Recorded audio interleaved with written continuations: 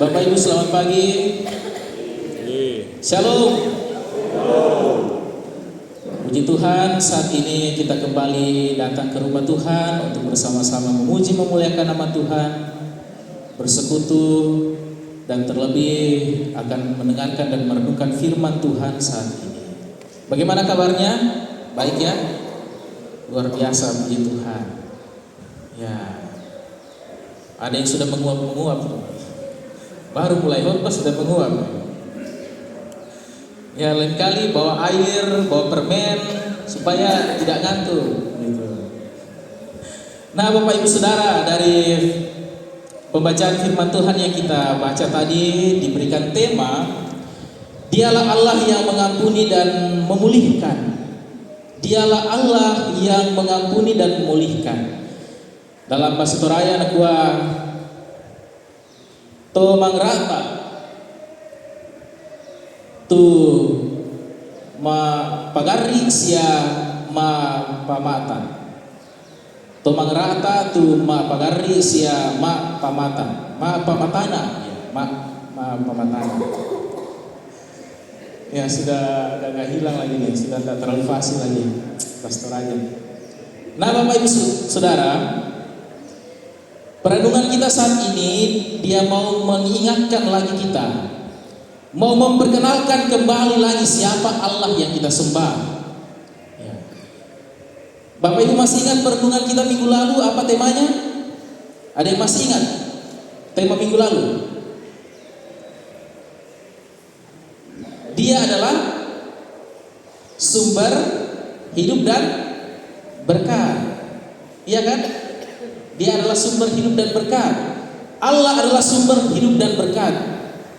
Jadi Allah itu tidak hanya sumber hidup dan berkat, Dia juga hakim yang mengampuni dan memulihkan. Kalau Allah adalah sumber hidup dan berkat, ya otomatis hanya Allah yang perlu dicari. Kalau kita perlu sesuatu, kalau kita inginkan sesuatu, Bapak Ibu perlu pekerjaan, mau jodoh, apapun itu, berkat-berkat Allah yang dicari, bukan yang lain. Nah, itu salah satu penekanan, memperkenalkan kita bahwa Allah adalah sumber berkat. Yesus Kristus adalah sumber berkat. Dan pada saat ini kita belajar dan kita diingatkan kembali bahwa Allah juga adalah Allah yang menghakimi. Dia adalah hakim, Dia mengampuni dan Dia memulihkan. Nah, Bapak Ibu Saudara, Allah adalah hakim. Berarti Bapak Ibu tahu hakim kan? Hakim itu dia biasanya berada di mana? Di pengadilan ya. Dia tugasnya mengadili, Bapak Ibu. Dia mengadili. Nah, kalau misalkan Allah itu hakim dan nantinya kita berdiri di hadapan Tuhan dan Tuhan memeriksa kita, Bapak Ibu, bayangkan ya, Allah mengadili kita. Apakah Allah mendapati kita bersih?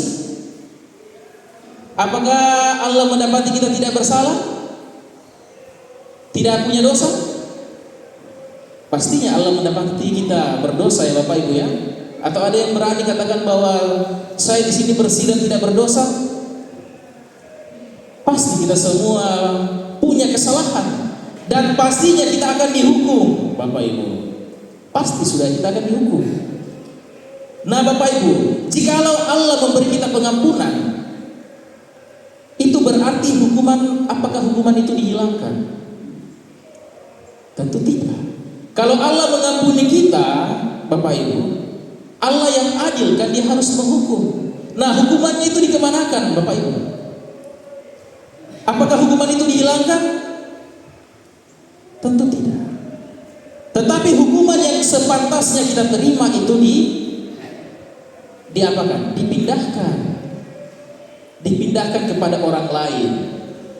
Dan pastinya saudara tahu siapa yang menggantikan kita untuk dihukum? Siapa dia? Yesus Kristus. Rasul Petrus katakan begini, dan keselamatan tidak ada di dalam siapapun juga selain di dalam Dia. Sebab di bawah kolong langit ini tidak ada nama lain yang diberikan kepada manusia yang olehnya kita dapat diselamatkan. Yaitu siapa namanya Bapak Ibu? Yesus Kristus. Ada amin? Tidak ada nama lain yang dapat menyelamatkan kita, yaitu Yesus Kristus. Dan Bapak Ibu Saudara, kedatangannya itu telah dinubuatkan oleh para nabi. Dan salah satunya adalah Nabi Yesaya yang kita baca tadi.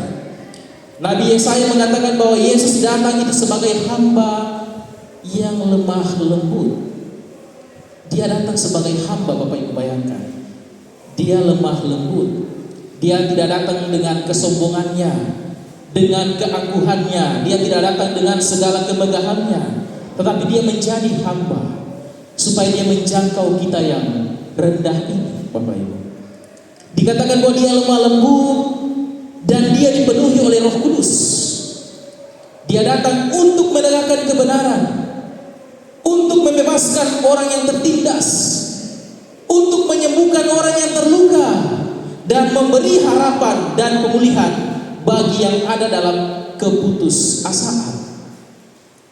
Bapak Ibu Saudara bayangkan ya, dia datang dalam kelemahan, dalam kerendahan dirinya untuk menegakkan kebenaran. Dan ini merupakan suatu penghiburan bagi kita, Bapak Ibu. Kita harus percaya ini. Kita harus percaya. Seperti keyakinan pemazmur, dikatakan bahwa di tengah badai persoalan hidup, bagaikan digambarkan seperti air bah yang melanda bumi, Dia Allah tetap berkuasa. Dia menunjukkan kebesarannya dengan memberikan kekuatan dan kedamaian sejahtera, kesejahteraan bagi umatnya. Nah, dan inilah yang kita dapatkan dalam Yesus Kristus, Bapak Ibu. Ini yang kita dapatkan dalam Yesus Kristus. Dalam segala kelemahannya, dalam keterbatasannya sebagai manusia, dia tidak menjadi lemah. Dia tidak goyah. Bapak Ibu masih ingat pencobaan-pencobaan yang Yesus Kristus alami kan? Yang pertama apa Bapak Ibu? Di padang gurun itu disuruh apa? Iblis suruh apa? Mengubah batu menjadi ya, lolos. Yang kedua disuruh apa? Disuruh atraksi. Ya, dari mana itu? Dari hubungan baik Allah ya, lompat. Yang ketiga disuruh menyembah iblis. Bayangkan, semuanya itu lolos. Dan itu patokan kita. Ketika Yesus menang, kita pun juga bisa menang dalam pencobaan. Dan kita dikuatkan Bapak Ibu. Kita dikuatkan, kita harus amini itu ya, kita amini itu. Dan dalam peristiwa ketika Yesus dibaptis, nah, dalam peristiwa pembaptisan Yesus datang kepada Yohanes Pembaptis. Nah, mungkin kita bertanya-tanya, kok Yesus dibaptis sih?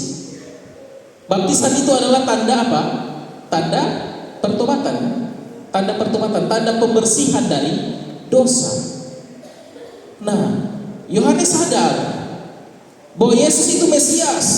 Yesus adalah juru selamat yang diurapi, yang dipilih Allah untuk menyelamatkan umat Israel, bahkan seluruh orang yang percaya. Yohanes sadar, kok Yesus datang sih? Dia tahu Yesus itu Mesias. Dia heran. Dan dia katakan apa? Akulah yang perlu dibaptis olehmu Yesus. Saya yang harus dibaptis. Tapi Yesus katakan apa? Biarlah itu terjadi, karena itu adalah penggenapan dari seluruh kehendak Allah. Itu penggenapan dari seluruh kehendak Allah. Nah, saudara-saudara, Yesus itu dibaptis bukan karena dia berdosa ya. Bukan karena Yesus berdosa sehingga dia dibaptis. Tapi ini bentuk bahwa Yesus melakukan itu karena dia berpihak kepada manusia. Karena dia berpihak kepada kita. Dia berpihak kepada kita yang berdosa, sehingga dia mau menjalani, dia mau mengalami apa yang manusia berdosa alami, meskipun dia tidak berdosa, termasuk dibaptis. termasuk dibaptis. Kita tahu Allah Yesus Kristus dia tidak berdosa. Dia kudus, dia suci, dia sempurna. Dan dalam kekudusannya, dalam kesempurnaannya Bapak Ibu Saudara, dia kan sudah menjadi bagian dalam diri kita sebagai manusia. Sehingga dia mewakili manusia di hadapan Allah. Yesus Kristus mewakili manusia di hadapan Allah supaya ketidakberdosaan Yesus Kristus itu, ketidakberdosaannya itu dapat memberi kebebasan bagi kita, bagi manusia yang berdosa.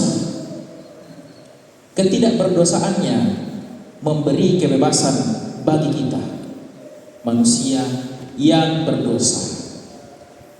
Dan inilah yang terjadi Bapak Ibu dalam peristiwa apa? Ketika Yesus menebus dosa kita, peristiwa salib, peristiwa penyaliban, peristiwa salib. Nah Bapak Ibu Saudara, inilah yang penting. Inilah pentingnya saya dan Bapak Ibu ada di dalam Kristus.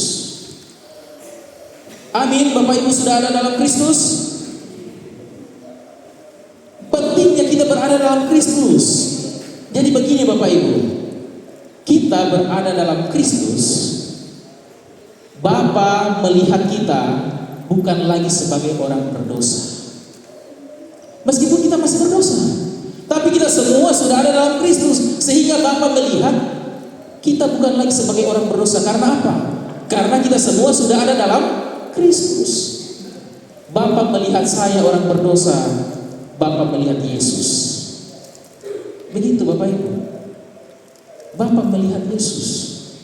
Karena Yesus tidak berdosa. Yesus mewakili kita di hadapan Allah. Yesus menjadi istilah sederhananya pengacara ya. Pengacara untuk membela saya dan Bapak Ibu yang berdosa ini di hadapan Bapa. Itu yang dimaksud, itu yang sangat penting yang terjadi ketika kita sudah ada dalam Kristus. Sebelum kita berada dalam Kristus, kita diwakili oleh siapa Bapak Ibu?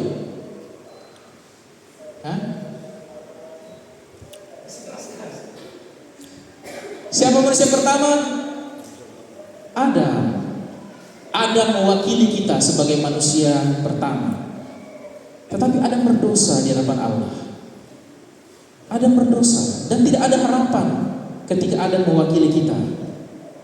Sehingga Adam kedua datang, yaitu Yesus Kristus, untuk mewakili kita di hadapan Allah, dan kita dianggap sebagai orang benar karena Kristus, karena Yesus Kristus. Luar biasa Bapak Ibu. Itu yang dilakukan Tuhan bagi kita. Dan karya keselamatan itu tidak hanya berlaku pada bangsa-bangsa tertentu saja, tidak hanya pada bangsa Israel, tetapi untuk semua orang, semua bangsa. Dan inilah yang terjadi pada Petrus dalam Kisah Para Rasul tadi. Ketika Tuhan menyuruh dia memberitakan Injil kepada orang non-Yahudi, yaitu Cornelius dan keluarganya, bukan Bapak Gusti ya. Cornelius dan keluarganya dia adalah orang Roma. Tetapi Allah berkenan untuk menyelamatkan dia bersama keluarganya. Allah berkenan bagi mereka yang percaya, yang takut akan Allah dan setia melakukan kehendak Allah. Saudara, percayalah bahwa Tuhan itu sudah mengampuni segala dosa-dosa kita. Dan takutlah akan Tuhan. Lakukan setiap perintah-perintah Tuhan. Salah satunya adalah memberitakan Injil, Bapak Ibu. Memberitakan Injil, menjadi saksi Kristus di tengah-tengah dunia ini. Kita dipanggil untuk itu. Kita mulai dalam lingkup keluarga kita, menjadi teladan yang baik bagi kakak adik, bagi kakek dan nenek, bagi anak, cucu kita, suami istri kita. Mulailah dalam keluarga kita untuk memberitakan Injil pada mereka, mengajarkan hal-hal yang baik bagi mereka. Ini panggilan kita semua Bapak Ibu. Bukan hanya pendeta, bukan hanya penatua diaken, tapi kita semua diutus Tuhan ke tengah-tengah dunia ini untuk memberitakan Injil, memberitakan kabar sukacita tentang kebaikan-kebaikan Allah. Nah, jangan buang-buang waktu. Kalau memang Bapak Ibu percaya kepada Tuhan, buktikan itu. Kalau memang Bapak Ibu cinta pada Tuhan Yesus, buktikan cinta Bapak Ibu dengan cara melakukan kehendaknya, memberitakan Injil. Jangan hanya memperalat Tuhan, ya. Bapak Ibu paham kan, memperalat Tuhan kan? Memperalat Dia untuk mencari berkat, untuk mau ini mau itu. Jangan hanya itu Bapak Ibu. Tuhan mau kita lebih dalam lagi mengasihi Dia, memahami setiap rencana-rencananya dalam kehidupan kita. Tuhan juga ingatkan pada kita Bapak Ibu, ya, berjaga-jaga, berjaga-jaga. Jangan sampai nanti ya penekanan lagi nih. Dia adalah hakim yang adil. Jangan sampai kita nanti berdiri di hadapan hakim yang adil itu, berdiri di hadapan hakim yang agung itu, bukan sebagai orang yang dibenarkan, tapi sebagai terpidana mati. Bukan sebagai orang yang dibenarkan, tetapi sebagai terpidana mati. Hati-hati. Bapak Ibu tahu kepanjangan terpidana mati? Tersangka, terdakwa, pidana mati. Ya. Sebagai orang yang akan dihukum. Jangan sampai itu terjadi pada kita. Pastikan posisi kita ada di dalam Kristus. Dengan cara apa? Dengan sungguh-sungguh percaya dan mengasihi Dia. Jangan buang-buang waktu kita Bapak Ibu. Ya, jangan buang-buang waktu kita.